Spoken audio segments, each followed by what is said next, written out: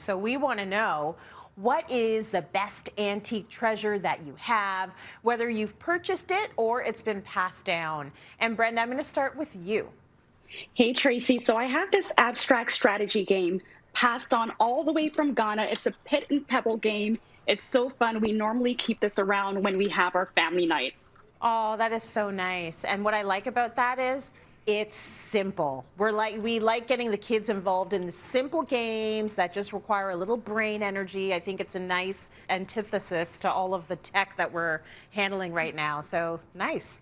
Okay, Shones, over to you. Do you have a favorite antique piece or a vintage piece that's been passed down or that you bought? I have my grandma's wedding ring. Oh. And so that is one of my most cherished things I could possibly have. That's really, really lovely.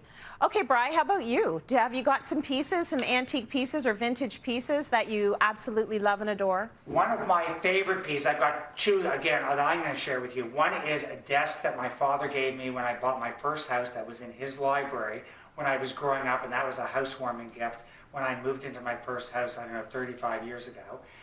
And so that means a lot to me. And I also collect clocks, and this is an example of one of them. I collect clocks from different parts of the world, English clocks, French clocks, especially nowadays, no one, has clocks. So I love the sound of the chime of clocks. I think that's really lovely.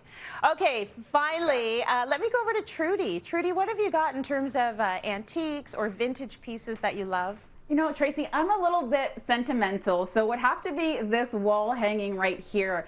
This is from my late grandmother that was passed down to me, and I don't know if you can see it, but it has a happy home recipe, 4 cups of love, 2 cups of loyalty, 5 spoons of hope. We could all use a little bit of that these days, and a barrel of laughter. And I just have this hanging in my kitchen, and it's just such a nice reminder of, some of the key ingredients for a happy home. So just like you have to have the right ingredients in a recipe, the right ingredients in a happy home are also really important. So I have never gone antiquing. I have zero desire to. I do love seeing pieces that have some age to them. Brian and Shona laugh. You guys know me very well. Never, and I don't plan on doing it.